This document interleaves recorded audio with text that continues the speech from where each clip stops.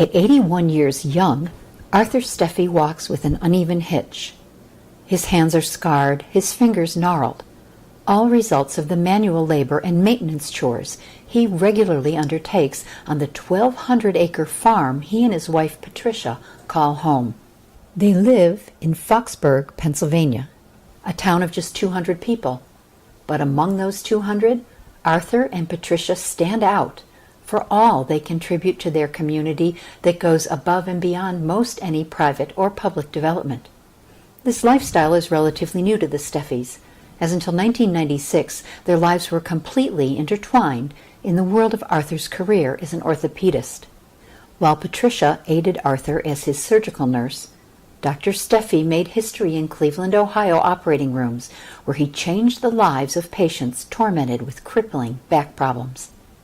In time, Arthur became world-renowned among physicians and patients alike who traveled the globe for his surgical expertise. It was a reputation that would eventually change his life in ways that both he and Patricia could never have imagined. Well, I graduated from medical school in 1960, and from there I went to the Cleveland Clinic, where my first father-in-law was also trained. And I was there for 7 years, with the exception of 2 that I spent with Uncle Sam. And then after that I went back to the clinic, and I graduated from their residency program in '67. And so I started practicing in Cleveland shortly thereafter. And was your entire career in Cleveland? Mm-hmm. How many years did you practice? 67 to 96, almost 30 years. Did you want to make it to 97? Did it matter to you to make it to that 30th year? No, I'd retired for a number of different reasons. Number one, I went broke. As a doctor, you went broke? Oh, yeah. It's easy to do in the field of medicine. That's why the private practice of medicine today hardly exists.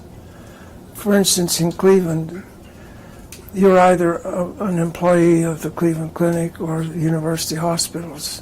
Private practice almost doesn't exist. Because of the malpractice? Because of malpractice insurance and the cost of doing business.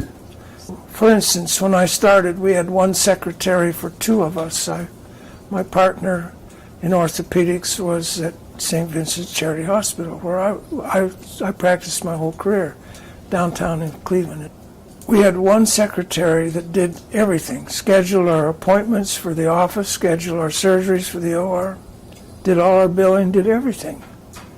When I quit, there were 5 of us in one office. We had 40 support personnel.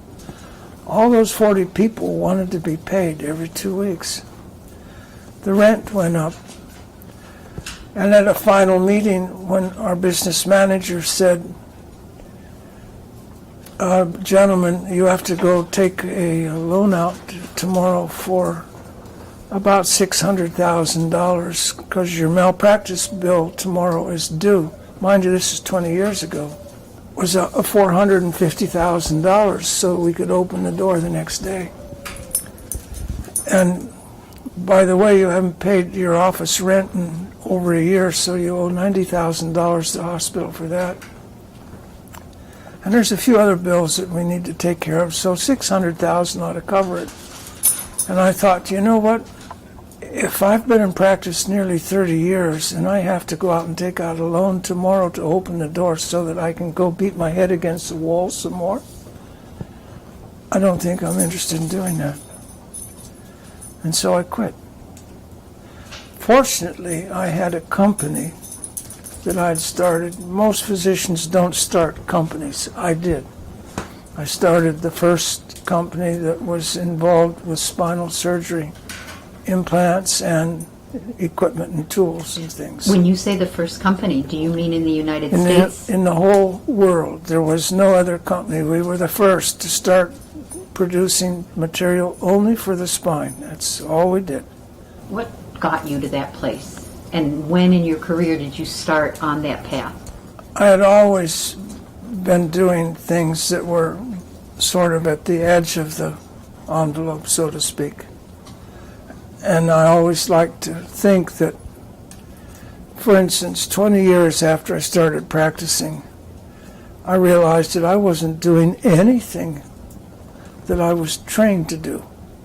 And I realized that everything had changed. And if it's changing so fast, why can't I be part of the change? We did an awful lot of first operations at St. Vincent's Charity Hospital. First, like the first of its kind, when you say The that? first pedicle screws in the country were put in at Charity Hospital. The first vertebral body replacement was put in there. The first artificial disc was put in there. The first everything in the spine practically was done there. We did the first total hip in the state of Ohio when total hips became available at St. Vincent's Charity Hospital in 1972.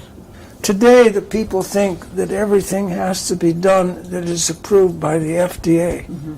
That's not right. That's not true. Why? How can you, like, because there that's the still law of the is land. such a thing as called the physician-patient relationship. And if you came to me and I said, look, you have a really bad back, and I think that I should dig up a railroad track down here and put it in your back to straighten it out, and you agreed to do that, we could do it, and it's perfectly legal. Now, the attorneys will say, well, that's not an FDA-approved device. And it's obviously not. It came from a railroad track down along the road. But it worked. And as long as you as the patient and I as the physician agree to do this, then it's perfectly legal. There's nothing wrong with that. Nothing wrong with that. And so, all through my whole career, people would come with difficult problems that there was no solution for.